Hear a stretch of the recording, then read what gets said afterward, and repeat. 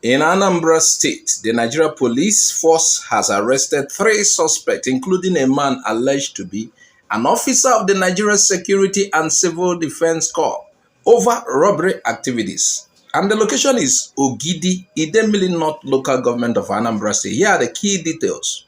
The arrest was carried out by the Rapid Response Squad, or COSO, after credible intelligence. The date of the operation was March 21, 2026, and number of suspects 3. Here are the names of the suspects. Francis Anene, 46. Emmanuel Obi, 29. Okoye Chinonso, 35.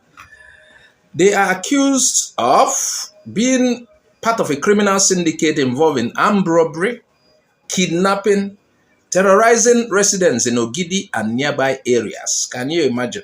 One of them allegedly posed as or claimed to be an NSCDC officer. He was found with a suspected fake security ID card.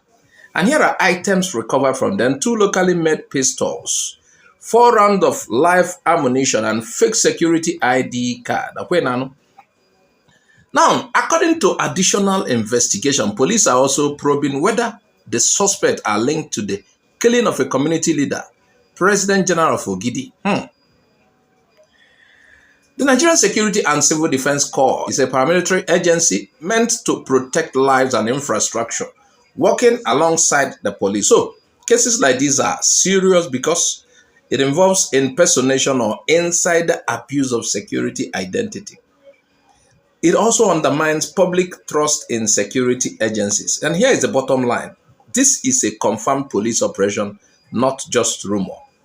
The NSCDC officer is suspected and is under investigation, possibly impersonating. We are yet to know. The suspects are linked to robbery, kidnapping, and wider criminal activities. Let's get to the next story. A media aide to Alex Oti has criticized activist Omoyere Sowore for rating the governor's performance poorly. If you rate Oti poorly, what are you going to do to others? Oti is like the best among the rest. So, if you rate Oti poorly, how will you rate others? I don't understand. And sometimes Sowore is capable of, surprising people. Anyway, according to the report, Omoyere Sowore visited Abia State and gave a negative assessment of Governor Oti's performance. I love to be in Anambra. I just came from Aba 3 days ago to protest. Some guy there, who is a member of the Labour Party, claims that he has transformed Aba. That's Alex Oti. You understand? But I went to Aba, some transformed, partly not transformed. I don't believe in half transformation. Because when you enter into Ariara Market, which is the biggest economic hub there, the place looks like Jurassic Park. But when you get to the main road, of course, there's some, but mine is total. And I'm just answering you truthfully, because some of you will come back later and say, well, we wish we listened to you when you told us the truth.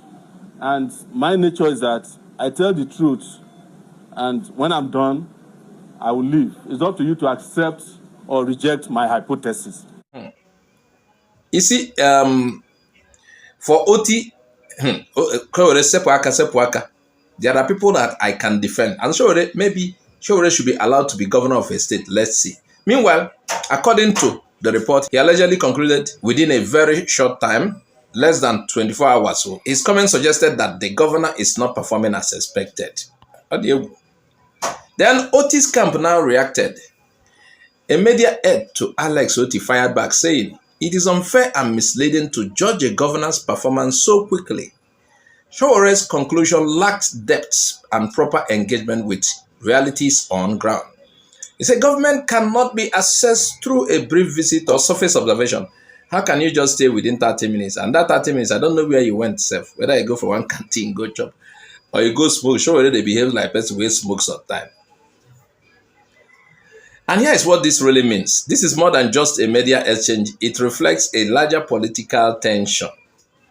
Activism versus governance. And Omoyere Sowore is known for strong, blunt criticism of leaders. And governors like Alex Oti often demand long-term evaluation. Now, here is a clash. Speed of judgment versus depth of governance. Battle over public perception. OT has been widely praised in some quarters, especially in Aba. Showere's criticism challenges the narrative, and this becomes a fight for public opinion ahead of future elections. Sure, I hope they don't send you. Say they don't send you. Anyway, maybe they took him to a village where nothing is happening. It is gradual, I know. So Sowore is known as an opposition voice. Sowore opposes everything. If you see something people are hailing, Sowore might. And you know what? Showere's statement can influence youth perception. It can lead to protest narratives, and it can also lead to online political discourse. So when it's coming from Sowore, you would like to clear yourself very well. So again, Sowore said Governor Oti is underperforming. Hell. Then Oti's side said the judgment is rushed and unfair. You did not go around Abia State. They took you to one Pomo joint. Anyway, the truth likely depends on long-term policies versus short-term observation.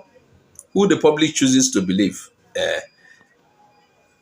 Meanwhile, let me get to the other story. You know, there's a report we gave the other day about how Governor Oti is honoring a soldier who helped eliminate one of the kidnappers in the state. But here is the latest report on that. The serving Nigerian soldier allegedly misled the Abia State government about his role in the killing of the notorious kingpin. So he lied to gain favor, and it's like, I don't know whether he has gotten the favor. The soldier's name is Staff Sergeant Amoke Simon. Then Alex Oti is involved in this. You know, Alex Oti helped him. Then the other person is the kidnap kingpin, Obioma Nwankwo, and Osisi Kankwo. Now here is the allegation. According to the report, the soldier claimed he played a role in the operation that eliminated Osisi Kankwo. Based on that claim, Governor Oti visited him personally, promised to sponsor his medical treatment abroad. But here is the but now. Sources who were part of the real operation say he was not part of the team that carried out the mission. They said his story is inconsistent with official accounts. And even the claim that he rejected a 50 million naira bribe could not be verified. Wow. I don't know whether the Osisi Kankwo is still alive, the one that allegedly, you know. And here's what actually happened. The operation against Osisi Kankwo happened between 2008 and 2010. It was a joint security effort carried out by multiple officers and agencies. It successfully ended one of the most feared kidnapping networks in Aba. Now, the bigger issue, this is not just a small controversy. It exposes three serious concerns. One, verification failure. Government acted based on unverified personal claims. No deep cross-check with military records or other officers involved. That is what they are trying to say. Now, I'm talking about the morale in the military. It's a real operative who risks their life may feel ignored. And yes, that is true. And they may feel cheated out of recognition. And somebody else could just, you know. And this can damage trust within security forces if it's not part of the ones who quietened, stopped the Osikan. Why will he come to receive praise? Yeah. Now the other one is public narrative. Hero soldier who rejected bribe. Can you imagine? That's how he claimed. Now here is an emerging claim that the story is possibly exaggerated or is a false story. And this creates public confusion and propaganda. The story connects to recent events. Governor Oti has been rewarding security personnel, you know, building an image of strong leadership on security. Now, if this turns out false, it could embarrass the government. Opposition voices like Omoyele Sowore may use it again to question their credibility. Sowore always looks for loopholes. Now, let's balance this. This is very important. This is currently based on sources and allegations. No official confirmation yet. Whether the soldier lied, whether the government has withdrawn his recognition. So, let's treat this as a developing story, not final judgment. Now, bottom line, a soldier was honored as a hero. New claims says he may have misinterpreted his role.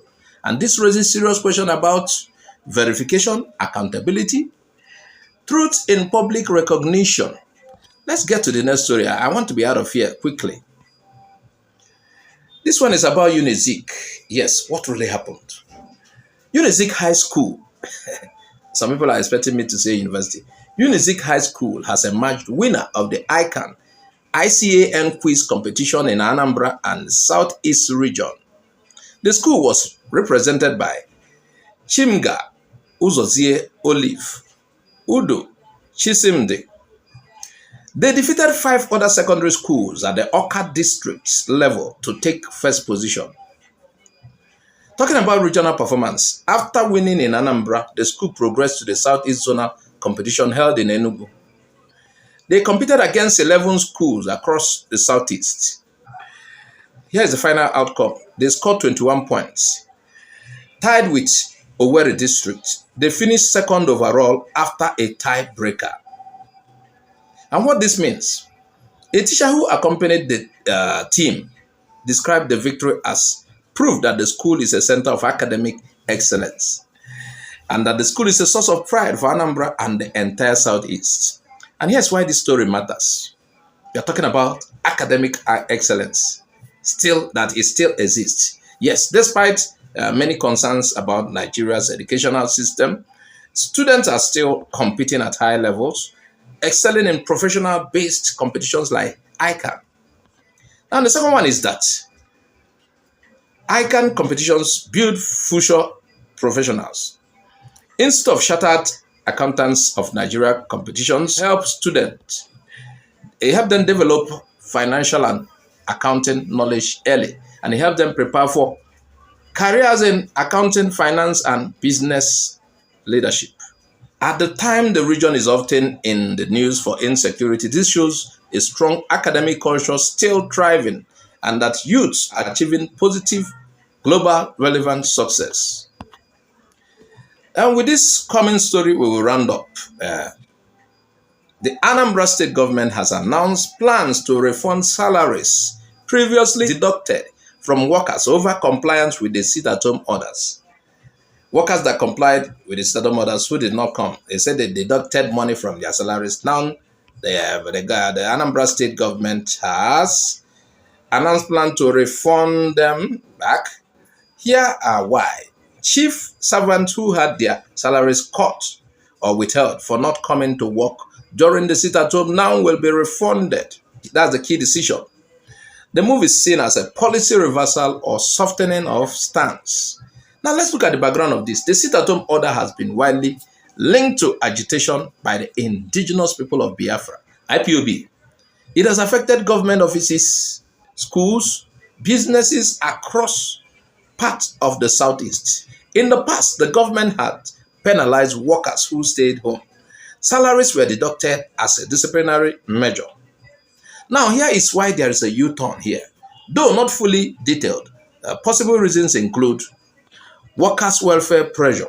Many workers stayed home out of fear of violence, out of security uncertainty. Punishing them became controversial. Now, the second one is public backlash. Critics argue that government should protect workers first, not punish them.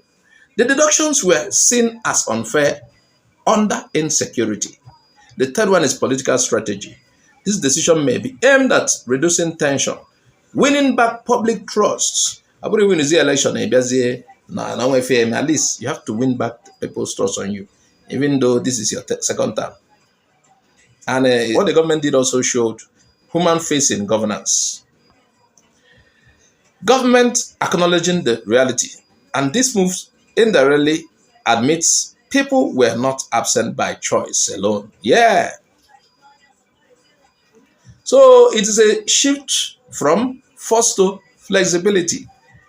Earlier approach was punishment, now compensation, a shift towards pragmatic governance. Here are the political implications. It could improve perception of leadership in Anambra, and it may influence workers' loyalty and public opinion ahead of future elections. Here is the bigger question. If workers are refunded, will enforcement of no sit-at-home policy weaken, or will this reduce tension and improve compliance long term? Again, before we go, here is the bottom line. Salaries deducted over sit-at-home are being refunded. It marks a major policy shift, and it reflects the complexity reality of security versus governance in Southeast. Ebaka Southeast News now.